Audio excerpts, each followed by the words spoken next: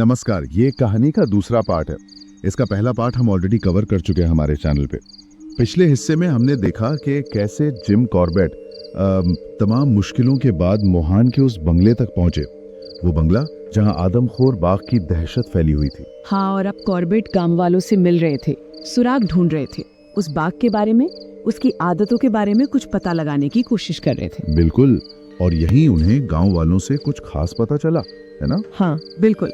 गांव वालों ने कॉर्बेट को एक बहुत ही अजीब सी बात बताई जो आगे चलकर बहुत अहम साबित हो सकती थी। अच्छा, क्या बात थी वो? उन्होंने बताया कि जब ये बाघ गांव के आसपास से गुजरता है, कभी कभी तो बिल्कुल गांव के बीच से, तो वो एक अजीब सी कराहने की आवाज निकालता है। कराहने की? हाँ, जैसे दर्द में हो? हाँ बिल्कुल वैसे ही, जैसे कोई दर्द से कराह रहा हो।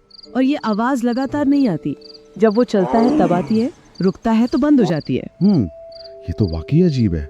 तो कॉर्बेट ने इसका क्या मतलब निकाला? कॉर्बेट का दिमाग तेज था। उन्होंने फौरन अंदाजा लगाया कि बाघ यकीनन घायल है, शायद पैर में कोई चोट है। अच्छा। जो चलने पर दुखती है।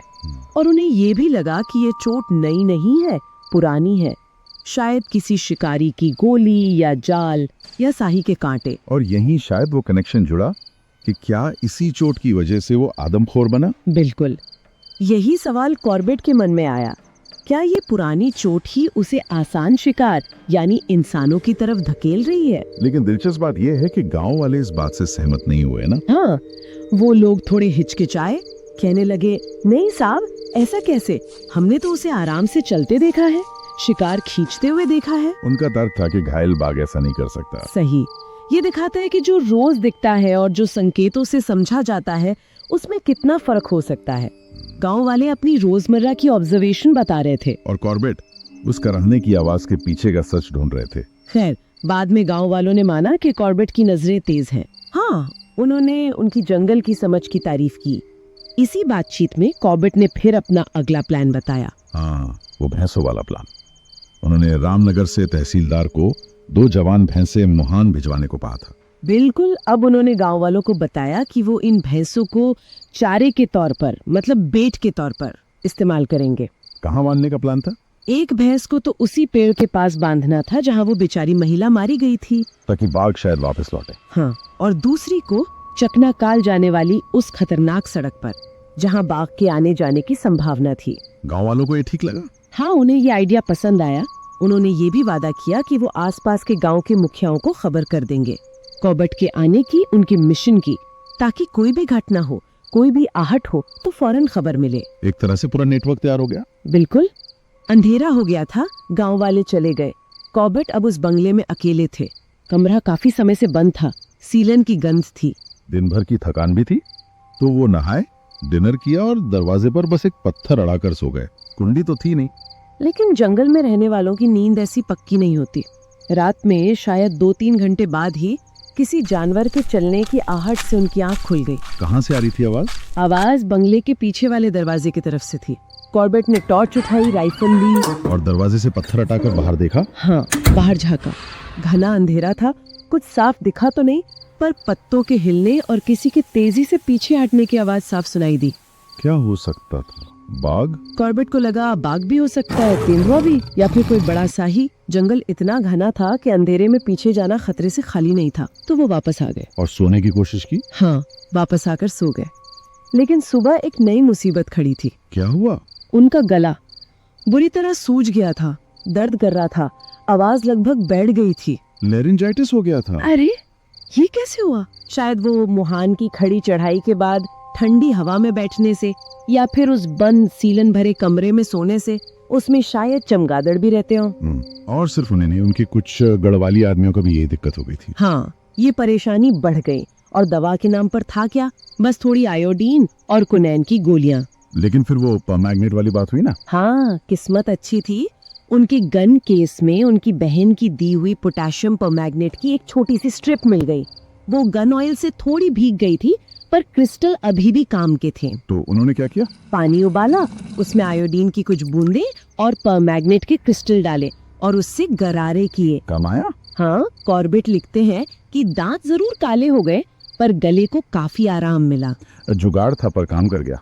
उस जमाने में ऐसे ही काम चलाना पड़ता था। खैर, गला थोड़ा ठीक हुआ तो वो अपने काम पर लग गए। बिल्कुल। सुबह नाश्ते के बाद 4 आदमियों को मोहान भेजा भैंसे लाने के लिए और खुद उस जगह गए जहां महिला पर हमला हुआ था, मुआयना करने। वहाँ क्या देखा उन्होंने? देखा कि घास के गट्ठे, रस्सी, दरांती सब कुछ वैसे का वैसा पड़ा था जैसे उस दिन छोड़ा गया था। मतलब डर इतना था कि किसी ने शव को खोजने की भी खास कोशिश नहीं की थी बाद में। बिल्कुल, माहौल ही ऐसा था। कॉर्बेट ने फिर पूरी जगह का बारीकी से मुआयना किया, एक जासूस की तरह। क्या पता चला? पता चला कि बाघ ने महिला को एक लैंडस्लाइड के ऊपरी किनारे पर मारा था, फिर उसे नीचे घसीटा। अच्छा। वहां रुका रहा जब तक बाकी औरतें शोर मचाती हुई भाग नहीं गई और फिर शव को उठाकर रिज पार किया और नीचे घने जंगल में लगभग 1 मील दूर ले गया। बहुत चालाक था। निशान कितने पुराने थे? निशान 4 दिन पुराने थे। अब उनका पीछा करना बेकार था और वहां से वापस हट तक आना भी काफी मुश्किल चढ़ाई थी। जब कॉर्बेट दोपहर में हट पहुंचे तो वहाँ एक अलग ही नजारा था। हाँ, वो दूध वाली बात। हाट के बाहर कई सारे बर्तन रखे थे, सब पे ढक्कन लगा था और सब ताजे दूध से लबालब भरे थे। इतना दूध कि कॉर्बेट ने मजाक में लिखा, नहा लो इसमें। ये गांव वालों का अपना तरीका था, सम्मान जताने का, उम्मीद जताने का। वो जानते थे कॉर्बेट को पाउडर वाला दूध पीना पड़ रहा है, तो सब अपने अपने घर से ले आए। और कोई अपना बर्तन वापस लेने को तैयार नहीं था। नहीं, सब चाहते थे साहब अब ताजा दूध पिए। ये दिखाता है कि कॉर्बेट के आने से उनमें कितनी उम्मीद जगी थी। खैर, भैंसों के आने में अभी वक्त था, शाम तक ही आती। तो लंच के बाद कॉर्बेट ने क्या किया? वो निकल पड़े चकनाकाल जाने वाली उस खतरनाक सड़क का मुआयना करने। ये बहुत जरूरी कदम था। क्यों? बाघ सड़कों का इस्तेमाल करते हैं क्या? हाँ, अक्सर, खासकर अपने इलाके में गश्त लगाने के लिए, और वो निशान छोड़ते जाते हैं। कॉर्बेट उसी की तलाश में थे। अच्छा, वो सड़क कैसी थी? हट के पास से ही पहाड़ी एकदम सीधी तिकोनी से ऊपर उठती थी। सड़क पहले खेतों के बीच से करीब आधा मील जाती, फिर अचानक बाएं मुड़ती और फिर रिच तक चढ़ती थी। खतरनाक मोड़, कहीं एकदम सीधी ढलान, कहीं समतल। फिर रिज से दाएं मुड़कर चकनाकाल की तरफ जाती थी। बहुत सुनसान और डरावना रास्ता था वो। कॉर्बेट उसके सिर्फ देख नहीं रहे थे, वो उसे पढ़ रहे थे। बाघ के निशान ढूंढ रहे थे। बिल्कुल, पग मार्क्स यानी पंजों के निशान, और स्क्रैच मार्क्स मतलब जमीन पर खरोच के निशान। ये जंगल की भाषा है, इन्हें पढ़ना आना चाहिए। इन निशानों से क्या क्या पता चल जाता है? अरे बहुत कुछ। बाघ नर है या मादा, किस तरफ गया है, कितनी तेजी से चल रहा था, निशान कितने पुराने हैं। अच्छा। हाँ, और उसका इलाका किस तरफ हो सकता है, वो किस तरह के जानवर मार रहा है, और सबसे जरूरी, क्या उसने हाल में इंसान मारा है, ये सब पता चल सकता है। कमाल है। तो उन्हें कुछ मिला उस सड़क पर? सड़क पर घास थी, लेकिन कॉर्बेट की नजरें तेज थीं। वो नम जगह ढूंढ रहे थे। रिच के पास एक छोटा तालाब था जहाँ सांभर पानी पीने आते थे। वहाँ जमीन नम थी, और खेतों के बाद जहाँ सड़क बाएं मुड़ी थी, वहाँ उन्हें कई स्क्रैच मार्क्स दिखे। सबसे ताजा वाला 3 दिन पुराना था। फिर आगे? रिज के ऊपर भी स्क्रैच मार्क्स मिले, लेकिन असली चीज मिली हेयरपिन बैंड पार करने के बाद, एक गीली सी जगह पर जहाँ शायद बाघ ने छलांग लगाई होगी। वहाँ क्या मिला? एकदम साफ पग मार्क्स, बिल्कुल ताजे निशान। किसके थे, नर या मादा? कॉर्बेट ने ध्यान से देखा, ये एक बूढ़े नर बाघ के निशान थे, और सिर्फ 1 दिन पुराने। 1 दिन? मतलब बाघ बहुत करीब था। हाँ, अब कॉर्बेट और भी ज्यादा चौकन्ने हो गए। वो बताते हैं कि आदमखोर के इलाके में ऐसी सड़क पर चलना कितना खतरनाक होता है। हर मोड़, हर झाड़ी पर नजर। हवा का भी ध्यान रखना पड़ता है ना? बिल्कुल, अगर हवा चल रही हो तो पता होता है कि हमला हवा की उल्टी दिशा से होने की संभावना ज्यादा है, ताकि शिकारी की गंध जानवर तक ना पहुंचे। लेकिन उस दिन हवा बिल्कुल बंद थी, एकदम शांत। मतलब खतरा किसी भी दिशा से आ सकता था। ये और भी ज्यादा डरावना होता है। इस टेंशन के बीच भी कॉर्बेट की नजरें कुछ और देख रही थीं। हाँ, वो प्रकृति प्रेमी भी थे। मई का महीना था। वो ऊंचाई ऑर्किड के फूलों से भरी थी, सफेद बटरफ्लाई ऑर्किड। कॉर्बेट ने लिखा, इतनी खूबसूरत वैरायटी उन्होंने कहीं नहीं देखी। और वो चिड़िया भी देखी थी उन्होंने। हाँ, माउंटेन क्रेग मार्टिन, छोटी सी राख के रंग की चिड़िया। कॉर्बेट उनकी रफ्तार और नजर देखकर हैरान थे। उन्हें लगा ये शायद नॉर्थ इंडिया की सबसे तेज उड़ने वाली चिड़िया है। क्यों? वो मीलों दूर से इतने छोटे छोटे कीड़े देख लेती थी और उनका पीछा करती थी, जिन्हें इंसान शायद मैग्नीफाइंग ग्लास से भी ना देख पाए। कमाल की नजर। तो कॉर्बेट आगे बढ़ते रहे, पूरी सावधानी से गर्दन बिठक रखी थी। हाँ, मफलर से। पीछे से गर्दन पर हमले का डर रहता है। और कान जंगल की आवाजों पर लगे थे।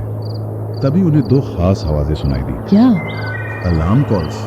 एक मील दूर मोहन की तरफ से एक सांबर जोर से चिल्लाया, जिसका मतलब था बाघ पास में है। और दूसरी उसी चकनाकाल रोड पर आगे की तरफ से एक बाकिंग डियर मतलब काकड़ और एक लंगूर चिल्लाए, तेंदुआ पास में। जंगल खुद ही चेतावनी दे रहा था। बिल्कुल। चलते चलते कॉर्बेट उस खास जगह पहुंचे, ओवरहैंगिंग रॉक। हाँ, वो चट्टान जो सड़क के ऊपर झुकी हुई थी। हाँ, एक बड़ी सी चट्टान सड़क से कोई 10 फीट ऊपर छज्जे की तरह निकली हुई, और उसके ऊपर थोड़ी सी समतल घास वाली जगह जो नीचे से आसानी से दिखती नहीं थी। कॉर्बेट ने देखते क्या सोचा? वो तुरंत समझ गए ये जगह घात लगाने के लिए एकदम परफेक्ट है।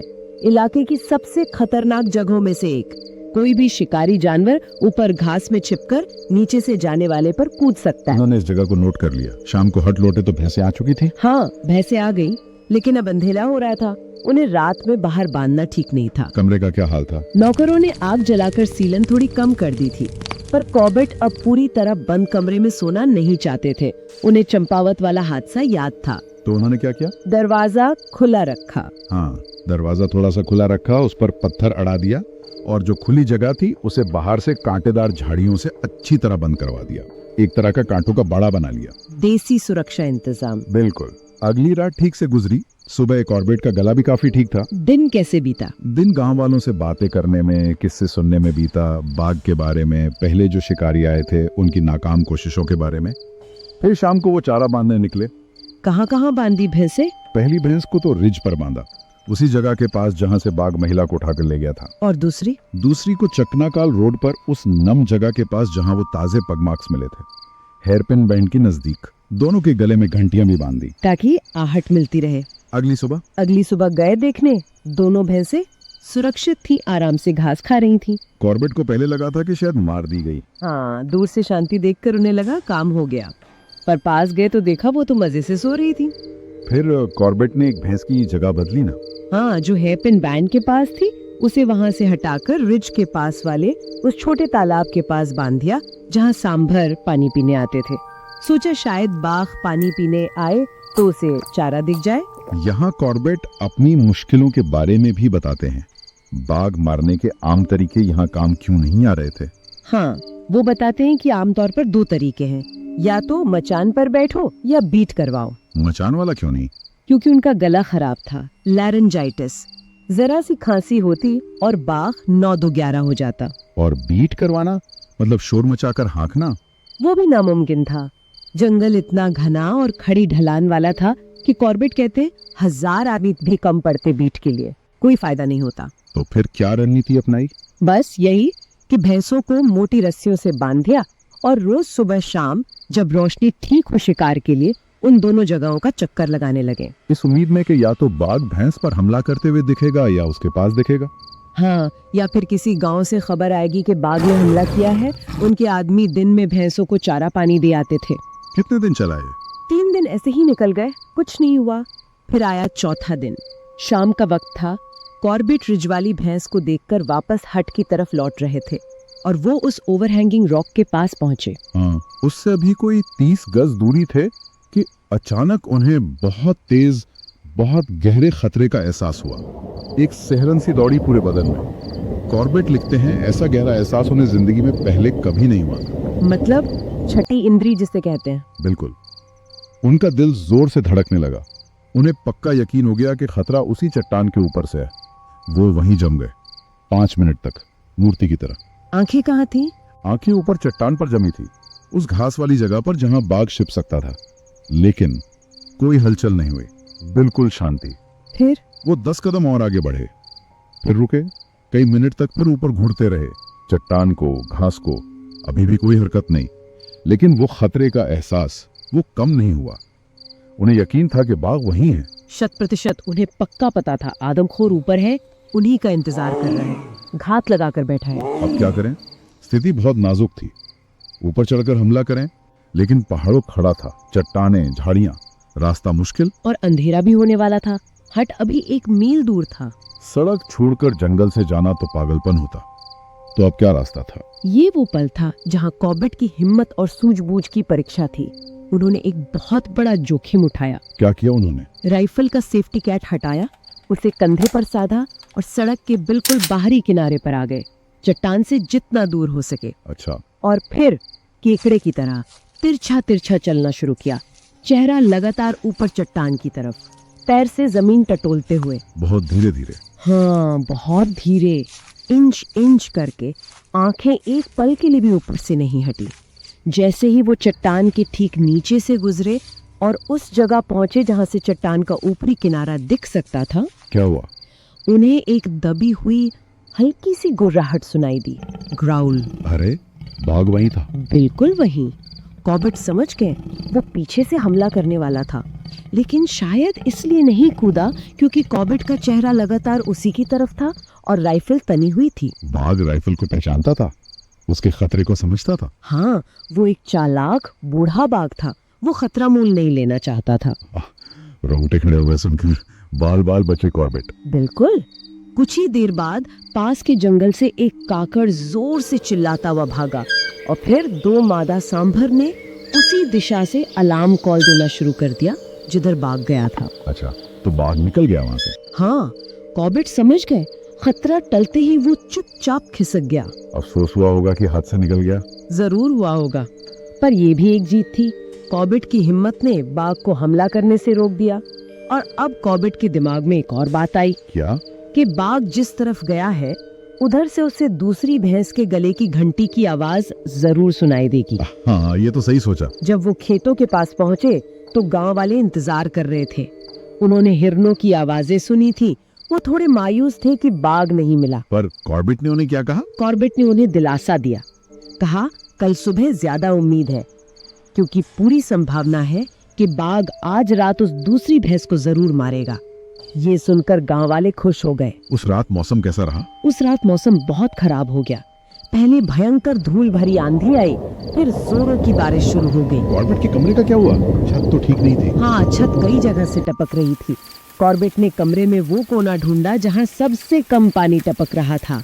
अपना बिस्तर वहाँ खिसकाया और सो गए। लेकिन अगली सुबह एकदम शानदार थी।